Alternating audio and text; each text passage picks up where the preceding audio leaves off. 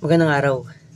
Pag-usapan natin ngayon ang land transportation related special laws. Ako si Omar. Umpisahan na natin. Ang RA 8749 o mas kilala bilang Philippine Clean Air Act of 1999 ay isang batas na naglalayong protekta ng hangin sa Pilipinas laban sa polusyon para sa kalusugan ng mga tao at ng kapaligiran. Ang pangunahing layunin nito ay tiyakin na ang lahat ng Pilipino ay may karapatan sa malinis at ligtas na hangin. Bawasan ng polusyon sa hangin mula sa mga sasakyan, pabrika at iba pa ang pinagmumulan. Kung sakali naman po na sobrang usok ng ating sasakyan ay meron po tayong fines and penalties na kakaharapin. Ang first offense po natin ay not exceeding 2,000 pesos. Ang second offense naman ay not exceeding 4,000 pesos. At ang third offense naman natin ay 1 year suspension of motor vehicle registration plus fine not more than 6,000 pesos. Sa mga succeeding offenses naman natin ay suspension of motor vehicle registration for 1 year.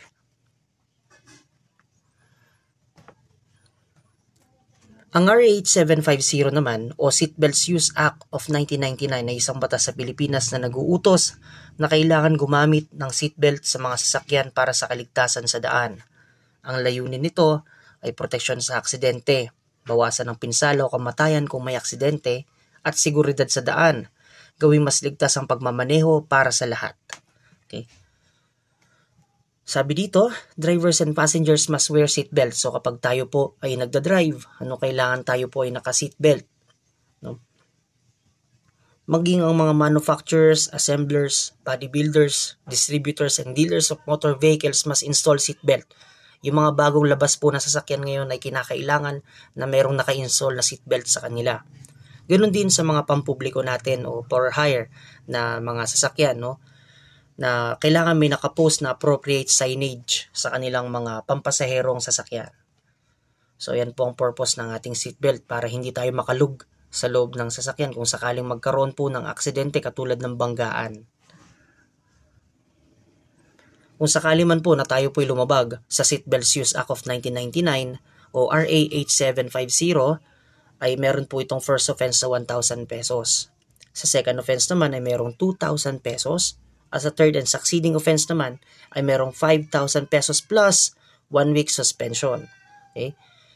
Kung sakali naman po ang ating mga pampasaherong sasakyan naman ay walang naka-appropriate na sticker na katulad po ng nakikita natin sa screen, ay both operator and driver are liable at may fine po sila na 3,000 pesos. Ang RA 8794 o mas kilala bilang Anti-Overloading Act ay isang batas na naglalayong magpataw ng violation sa mga sasakyang sobra sa timbang upang mapangalagaan ang mga kalsada at maiwasan ang mga aksidente. Ang layunin nito ay protektahan ang kalsada, maiwasan ang pagkasira ng mga kalsada dahil sa sobrang bigat ng mga sasakyan na katulad po ng nakikita natin dito sa screen, no? At seguridad sa daan, purang mabawasan ang panganib ng aksidente na dulot ng overloaded na mga sasakyan. Ayan. Narito pa po ang for road safety, to prevent the premature deterioration of the road, to prevent smoke belching due from overtask engine. So kapag overtask po kasi ang ating makina, ito po talaga ay mag-uusok, no? Kapag sumusobra na po sa limit yung hinihila na kaya lang nahilahin ng ating makina, mag-overdue po ito at mag-overtask, no? At uusok po yan. Ganon din sa mga daan natin. Kapag sobrang bibigat ng mga dumadaang kalsada due to overloading, ay masisira po ito ng mabilis. Ang RA 10054 naman o Motorcycle Helmet Act of 2009 ay isang batas sa Pilipinas na nag-uutos sa paggamit ng helmet ng lahat ng nagmumotorsiklo para sa kaligtasan sa kalsada, no? Ang layunin po nito ay proteksyon sa ulo, no? Bawasan ng pinsala sa ulo sa oras ng aksidente. Seguridad sa daan, gawing mas ligtas ang pagmumotorsiklo para sa lahat. Ayan. So kaya siyang malapit po o malayo ang ating pupuntahan, kinakailangan na kapag tayo sumakay sa motorsiklo, kailangan po ay naka-helmet tayo. Hindi po ito para sa violation, kundi ito po ay para sa kaligtasan natin. Okay. Narito po ang iba't ibang klase ng mga helmet. As long as ito pong mga helmet na to ay may Philippine Standard Mark, at merong ICC sticker, no? Kung sakali man po na may mga nagbebenta ng mga helmet na hindi pumasa sa Philippine Standard or Import Commodity Clearance or ICC of the Bureau of Product Standards, ay meron po silang fine not less than 10,000 but not more than 20,000. Para sa mga tao naman na gumagamit, nagbebenta, at nagdi-distribute ng substandard na motorcycle helmet, ay meron silang first offense not less than 3,000. Sa second offense naman ay may 5,000 without prejudice to the penalties under Consumer Act of the Philippines. Kapag naman sakali meron namang Philippine Standard Mark, meron ding commodity clearance, no? Import Commodity Clearance or ICC. Pero peke, no? Kagaya niyan sa tampering, alteration, forgery, and imitations of the PS Mark and the ICC certificates, fine less than 10,000 but not more than 20,000 without prejudice to the penalties. So, ayan po. Ito naman po ang purpose ng helmet. Kung makikita na ninyo si kuya, no, na naka-helmet, ayan, umovertake siya ng alanganin, then yan, bam, nasagasaan yung kanyang ulo ng truck. Pero ganun pa man, dahil sa meron siyang standard helmet, ayan, tinan nyo mamaya, ayan, bumangon siya. Buhay pa rin si kuya, salamat sa helmet. So yan po ang purpose ng helmet natin. So hindi lang yan pang display, no, kundi para na rin talaga yan sa kaligtasan. Isipin niyo kung si kuya walang suot na helmet, ano na lang kaya nangyari sa ulo niya. Okay? Kung sakali naman mahuli tayo without helmet, no helmet, ay may first offense to na 1,500 pesos. Sa second offense naman ay 3,000 pesos. At sa third offense naman ay 5,000 pesos. Kung sakali talagang napakatigas ng ulo natin at nahuli tayo sa fourth and succeeding offense, ay 10,000 pesos na po ang magiging penalty natin plus confiscation sa either license natin or ng ating motorsiklo. Ang RA 10586 o Anti-Drunk and Drug Driving Act of 2013 ay isang batas sa Pilipinas na nagpaparusa sa mga nagmamaneho ng lasing o gumagamit ng droga. Layunin ng batas na ito na gawing mas ligtas sa mga kalsada sa pamamagitan ng pagbabawal sa pagmamaneho ng lasing o nakadroga.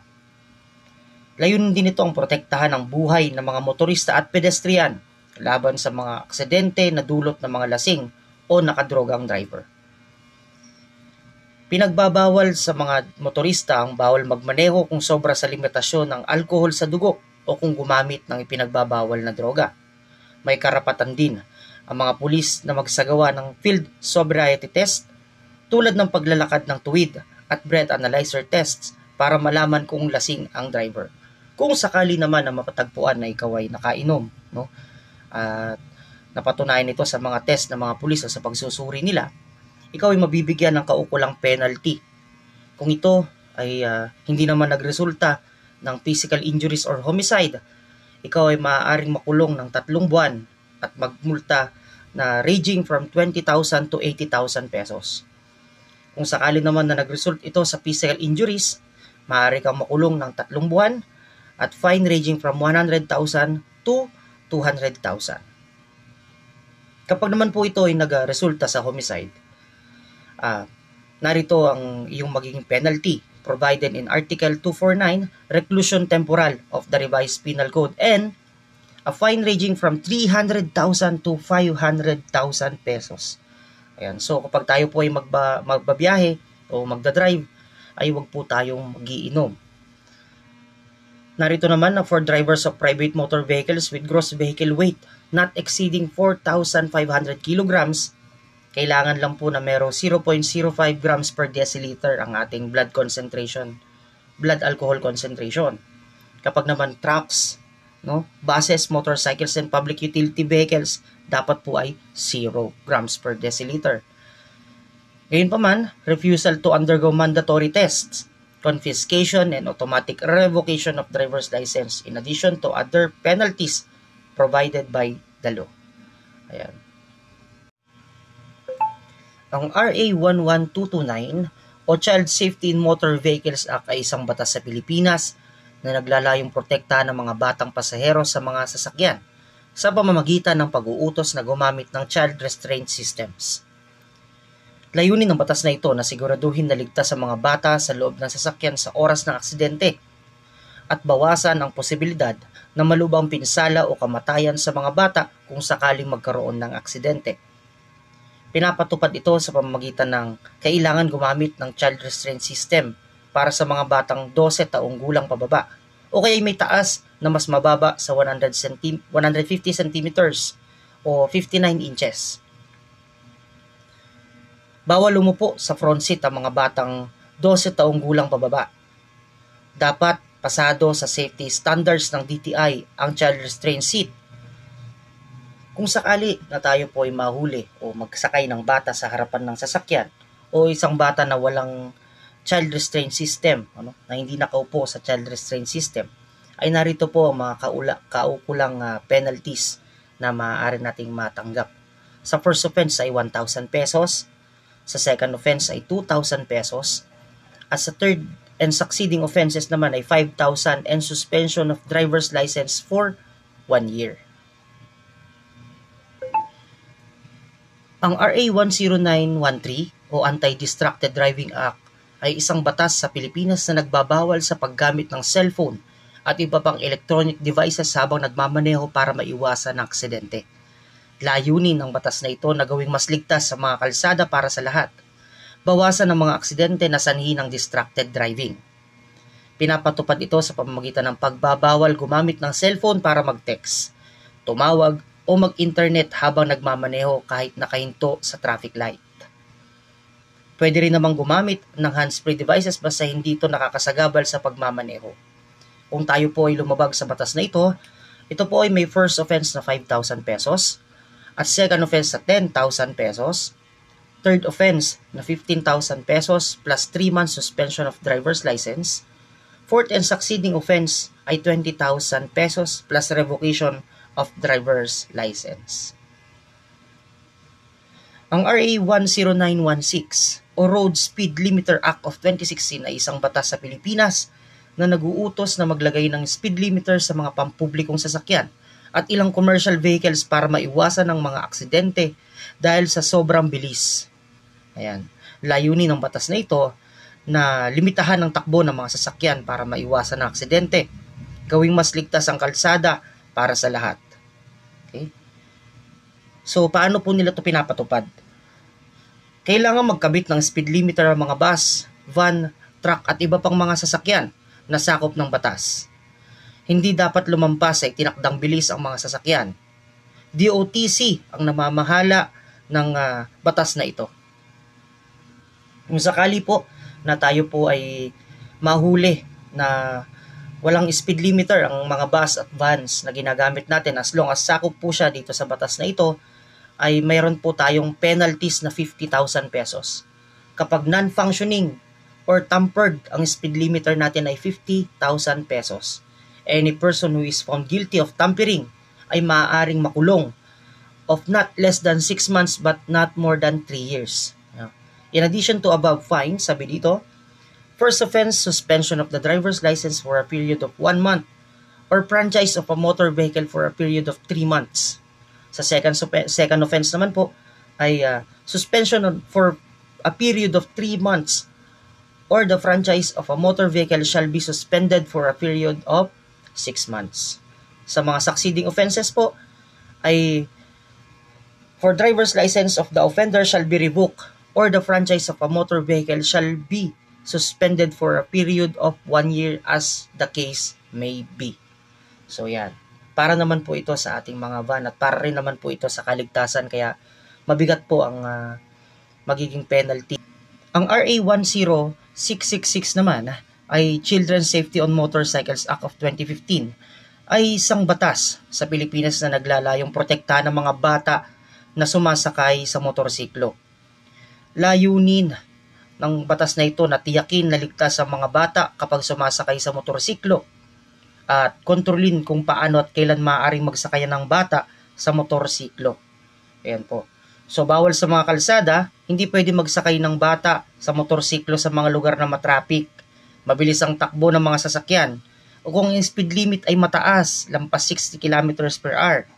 Maliban kung kaya ng bata na umabot ang paa sa footpeg, mayakap ang driver, at may helmet na pasado sa standard. Yan.